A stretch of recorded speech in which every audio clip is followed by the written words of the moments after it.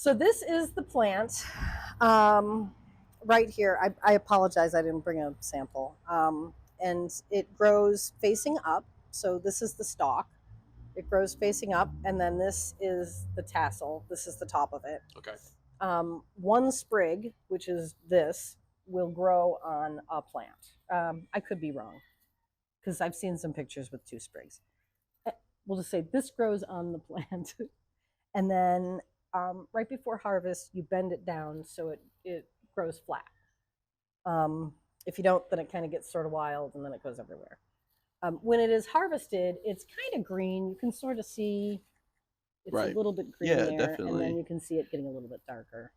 The older it gets, not necessarily, it gets maybe a little bit darker than that, like a dark khaki, like maybe close to there.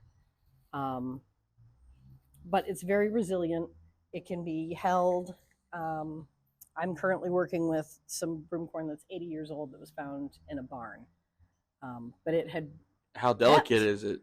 It's not bad. Really? I mean, it's, I'm not going to go crazy on it, but it's... Enough to where you can work with it. It's enough where I can work with it. I can't, you can't sweep with it, but it's it's cool. And it's very short, which is kind of interesting. And then you had mentioned this earlier to me that this is part of the stalk. So this is part of the stalk. This looks like this. This is actually an uncut stalk. And it's hollow like a reed. And you'll cut it down the middle. I'll cut it down the middle. So it sort of looks like this.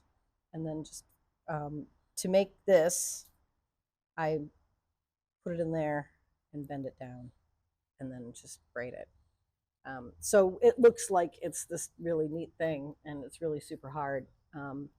That was the other thing I liked when I was learning this, is it is literally what it looks like it is. There is nothing fancy. I do like that about something. I didn't have to spend $60,000, And then the handle. So the handle, so this is what we call in the biz a twisty handle. And very technical name. It is a super everything is so technical in this. I mean, might want to take some notes. Yeah, I might have to. This is just a restricted sapling. So a little vine grew around it, and it made it look like this. When I was probably near the end of my apprenticeship, we had what I call broomstick day. He did not want to call it that. He's a very serious broom maker. Anyway, broomstick day happened, and we went around and trained and kind of moved vines near little baby saplings just to see what would happen. It didn't take, of course, because animals and such, but it would have been neat if we had gone back and they had been properly constricted. I'm sure there's a way to do it with...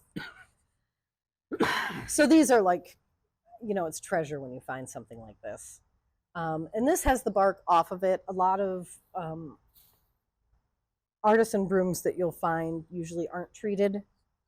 They have sticks that look a little bit more like this, and this hasn't been treated at all. I would put wax on it and then tie a broom around it, just to give it that kind of super rustic feel.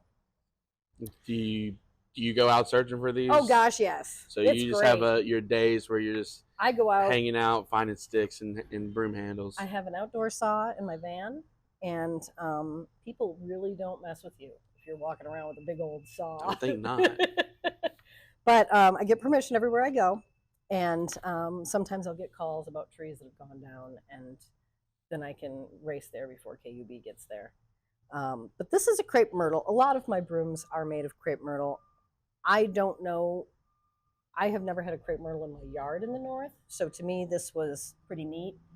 It grows really straight, and in some cultures it's considered to bring good luck and peace and harmony to the home.